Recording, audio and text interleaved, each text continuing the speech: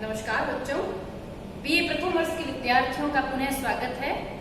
ये भक्ति काल के परिचय का जो दूसरा भाग है, इस दूसरे भाग में हम जानेंगे आज। उसमें हमने जाना था कि भक्ति काल को प्रमुख रूप से दो भागों में प्रवृत्तियों के आधार पर बांटा गया है, जिसमें सगुण भक्ति मार्ग है और निर्गुण भक्ति मार्ग है। इसे निर्गुण भक्ति शाखा भी कह सकते हैं।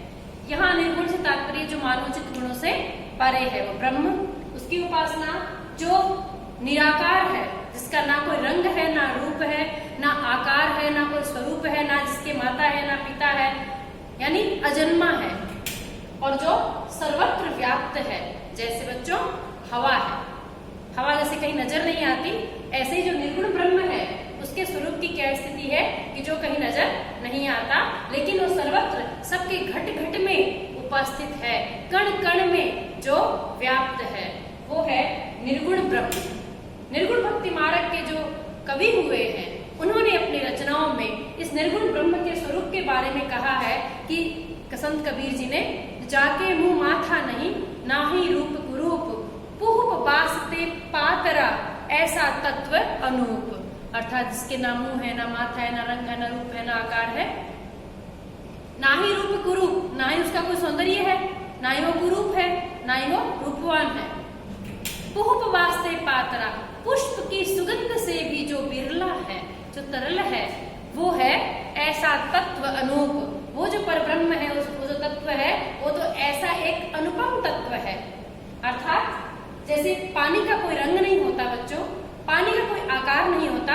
आप समुद्र के पास जाइए, आप घट भरेंगे तो घट के आकार में आ जाएगा, बाल्टी भरेंगे बाल्टी के आकार में, गिलास भरेंगे तो गिलास का आकार ले लेगा, लेकिन उसका स्वयं का कोई आकार नहीं है और उसका कोई स्वाद नहीं है, उसका कोई रंग नहीं है।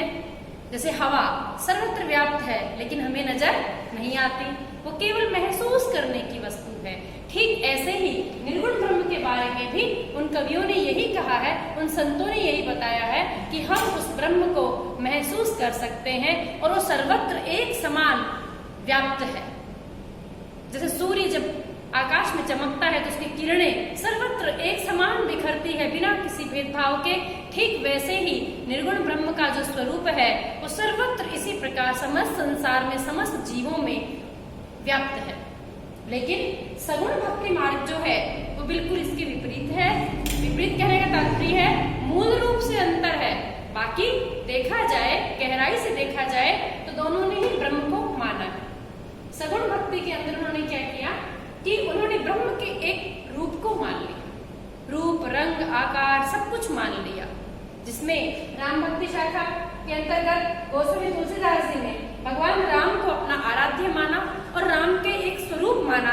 सांवले हैं, विशाल नेत्र हैं कमल जैसे, और वो अत्यंत दयालु है, शील, शक्ति और सौंदर्य तीनों जिनके व्यक्तित्व में समाहित है, और वे राक्षसों का संहार करने वाले हैं और भक्तों का उद्धार करने वाले हैं। और जो राम है वो लीला करने वाले हैं, वो पृथ्वी पर अवतार, उन्होंने उनका अवतार माना है कि उन्होंने पृथ्वी पर अवतार लिया है मनुष्य के रूप में, तो बाकायदा वो जन्मे हैं, फिर बाद में उनकी मृत्यु भी हुई है, उनका विवाह भी हुआ है, उनके जीवन में सुख और दुख भी आए हैं। तो उन्होंने सगुण साकार रूप ब्रह्म का माना, जबकि निर्गुण निराकार वादियों ने ब्रह्म को बिल्कुल प्रेम और ज्ञान के माध्यम से जानने का प्रयास किया और उसी के माध्यम से उन्होंने व्यक्त करने का प्रयास किया। उनके भी दो मार्ग, उस निर्गुण ब्रह्म को जानने के भी दो मार्ग, क्योंकि बच्चों सगुण साकार में अंतर्गत तो सगुण में तो साकार रूप है, एक आकार है उसका,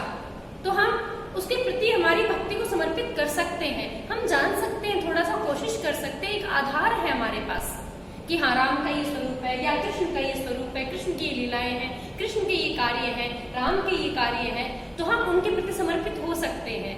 जबकि निर्गुण भक्ति के अंतर्गत निर्गुण ब्रह्म का कोई आधार नहीं होने के कारण, कोई रंग रूप आकार नहीं होने के कारण, उसको जानने का जो मार्ग है उसका या तो है ज्ञान, ज्ञान के माध्यम से।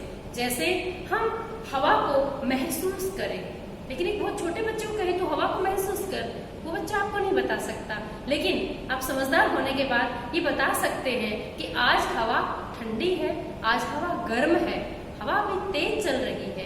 आज हवा बहुत ही कम लग रही है। आज हवा में नमी है। ये आप कैसे जानते हैं? ये आप ज्ञान के माध्यम से जानते हैं। आपको आप महसूस करने के बाद आपको उसका ज्ञान होता है। तो ये ज्ञान का जो मार्ग जिन्होंने अपनाया, निर्गुण भक्ति मार्ग के अंतर्गत, जो जिसे ज्ञानाश्रयी शाखा भी कहते हैं, जिनका ज्ञान का आश्रय लिया या ज्ञान का मार्ग अपनाया, वो ज्ञान मार्ग की शाखा के अंतर्गत आते हैं। और वे जितने भी इसके अंतर्गत भक्त आते हैं वे सब संत कहलाते हैं।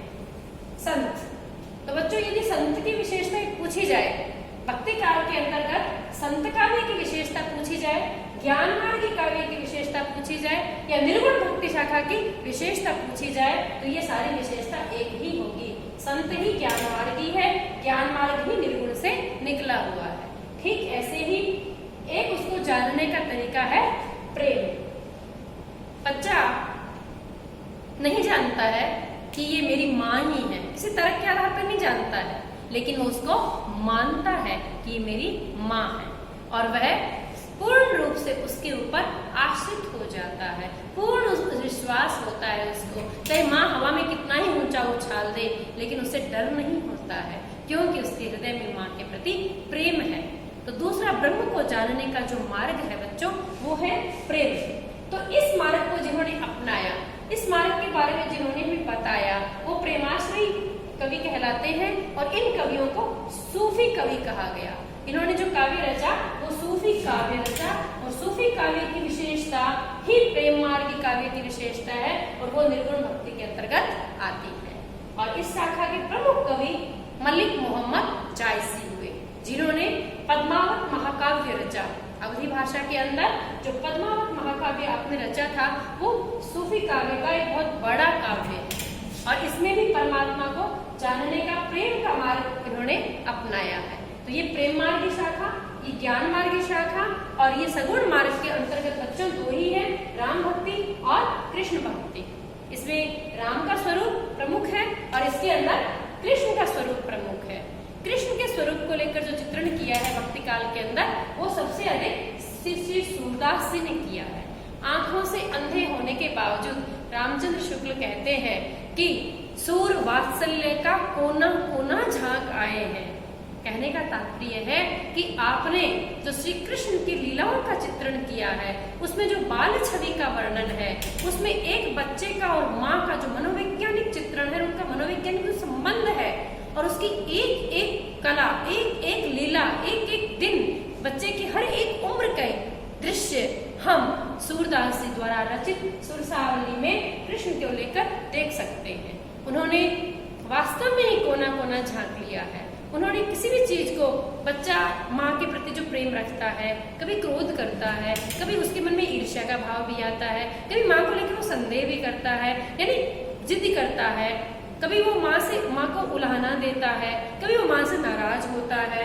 इन सब भावों का जो चित्रण है, वो चित्रण सूरदास जी ने अपने काव्य के अंदर बहुत ही सूक्ष्म तरीके से किया है।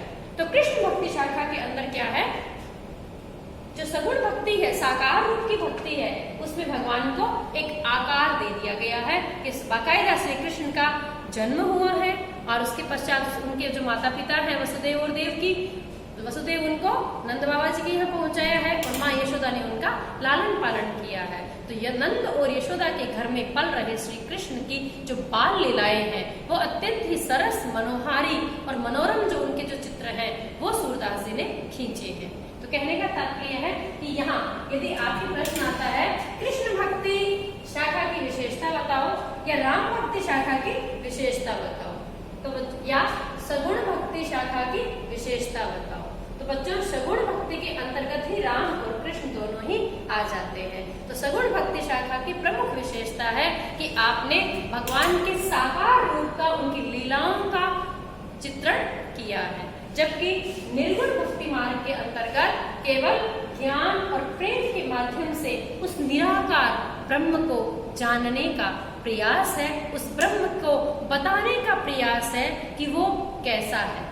तो बच्चों, भक्ति काल के अंतर्गत दो इसके टुकड़े हुए, सगुण निर्गुण। सगुण के दो राम कृष्ण और निर्गुण के ज्ञान और प्रेम, और इनके चारों प्रमुख कवि तुलसीदास जी, तुलसीदास जी, संत कबीर जी और मलिक मोहम्मद जायसी जी, ये चारों इसके भक्ति काल के सिरमौर कवि हैं, प्रमुख संत कवि हैं।